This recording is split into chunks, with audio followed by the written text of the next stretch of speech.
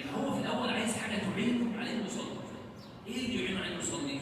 اول شيء انه يبقى عنده شيء يربطه بالمسجد، عنده سبب اصلا بيخليه الجامع. بمعنى يعني مثلا ابن حضرتك مثلا ربنا يبارك فيه عنده درس الساعه 4، خلاص تقول له تطلع من الساعه 3:30 بحيث توصل قبل الدرس مثلا الساعه 4 ل 10 تصلي في الجامع اللي جنب الدرس وتروح الدرس. فخلاص فالولد رايح الجامع الفلاني عشان عنده درس، يعني انا ربطته الاول بالدرس.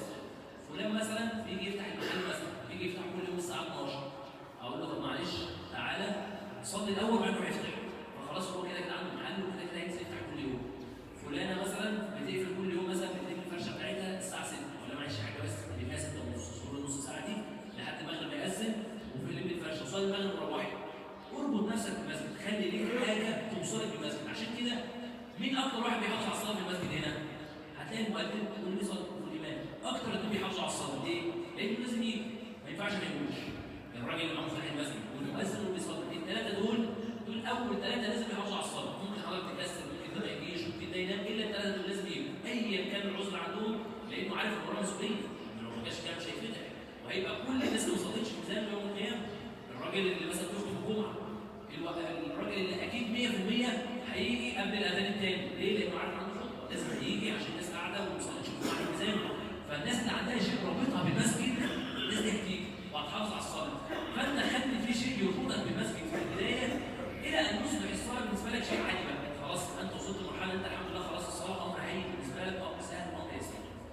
الامر الاخير واللي النبي صلى الله عليه وسلم ذكره لاصحابه في مره، يعني النبي صلى الله عليه وسلم بيحكي لهم بيقول سياتي عليكم اقوام بعدكم يفعلون من الفعل ما تفعلون. هياتي اقوام بعد الصحابه بعد جيل الصحابه والتابعين هيعملوا نفس الفعل اللي انتم بتفعلوه ويؤجروا عليه 50 ضعفا. يعني هيعملوا نفس الحسنه اللي بتعملها سيدنا ابو بكر ياخد حسنه وحضرتك هتاخد 50 حسنه. الصحابه اتعجبوا، ليه يا رسول الله 150 ضعف الاجر بتاعنا؟ فكان جواب النبي صلى الله عليه وسلم في حاجه فعلا كنا محتاجينها. قال لانكم تجدون من يعينكم على الخير وهم لا يجدون. يعني سيدنا ابو بكر قاعد، تتوقع لو سيدنا ابو بكر مثلا قاعد هنا في السماء، تخيل كده مين اللي هيعدي على سيدنا ابو بكر؟ هيعدي على سيدنا عمر، هيعدي على سيدنا عثمان، هيعدي على سيدنا علي، دول اللي هيعدوا عليه.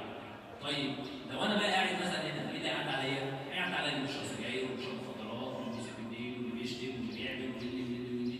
فاذا لان الصحابه كانوا يجدوا من يعينوهم فالامر عندهم سهل، لان هو لو كسل في اللي هيقول مصلي، ولو الثاني كسل في الثالث هيقول مصلي، لو ال10 كسلوا في ال11 هيقول مصلي. انما انت ممكن تقعد في جلسه مثلا فيها 50 واحد مفيش واحد يقول مصلي ولا واحد يقول اللي باين يقول مصلي. فاذا يكون لك صحبه تمنع على الطاعه، تبقى تشوف مثلا كده الصحاب بيحافظوا على الصلاه بحيث ان انت طول ما انت معاهم هتصلي حتى باب الاحرام. يعني انتوا قاعدين 5 مع بعض، لقيتوا 4 بيصلوا مش هتقعد كل واحد يصلي معاهم. اللي هو ايه؟ الجلساء لا يشقى جالسهم، الناس اللي قاعدين الصالحين الطيبين لا يشقى الجالس اللي قاعد معاهم. فاذا تبحث من اليوم على صحبه تكون بتحافظ على الصلاه، تحافظ على الصلاه في المسجد في اوقاتها، تحافظ على صلاه الفجر ويبقى ليك علاقه بيهم. لو انتم مثلا اصحاب محل مثلا يبقى وقت الصلاه بتعدوا على بعض يلا نصلي وهكذا تذهبوا وتجيبوا الى الصلاه.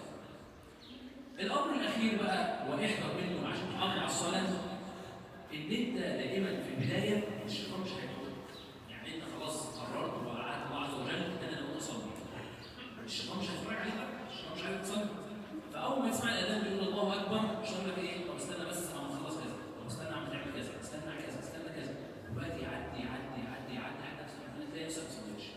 فاذا الانسان اللي هو ما بيصليش وبدا يصلي لازم ياخد قرار ان هو اول ما نفسه حدثه انه يصلي يقوم جري يصلي، لانه لو صلى 5 دقائق خلاص الشيطان هيكون تغلب عليه. يعني هو عنده فتره 5 دقائق قدر يتغلب على الشيطان ومنها ال5 دقائق تصلي فيهم قبل ما الشيطان يرجع ينقلب عليك ويتغلب عليك ويخليك تبطل صلاه.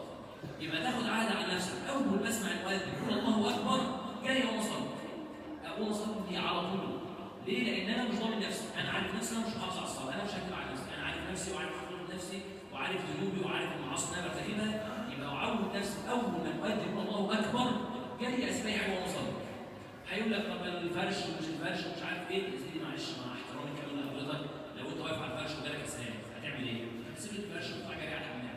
اشمعنى هنا بتطلع جري على الحمام وهنا تقول لا ما ينفعش تسيب الفرش؟ يبقى انت لو عايز تسيبه هتسيبه، لو ليك مزاج تسيبه وانت هتسيبه وانت عارف. هتقول للراجل اللي جنبك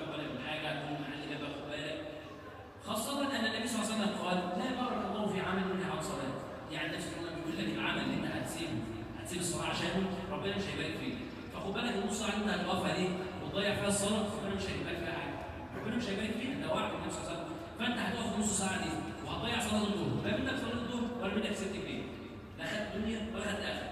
لا طب ما انا اروح اصلي وارجع واخد البركه اللي ربنا عز وجل وعدني بيها، يبقى كسبت الاخره وكسبت الدنيا. يبقى اذا هذه بعض النصائح اللي انا احاول اسعى فيها الى ان الله عز وجل يوفقني للصلاه. وان شاء الله بعد الصلاه يعني هعمل درس صغير كده حضراتكم نشرح فيه اهم الاخطاء اللي كتير الناس بيقعوا فيها في الصلاه، عشان ربنا عز وجل يتقبل منا صلاتنا تكون صلاه صحيحه. اقول قولي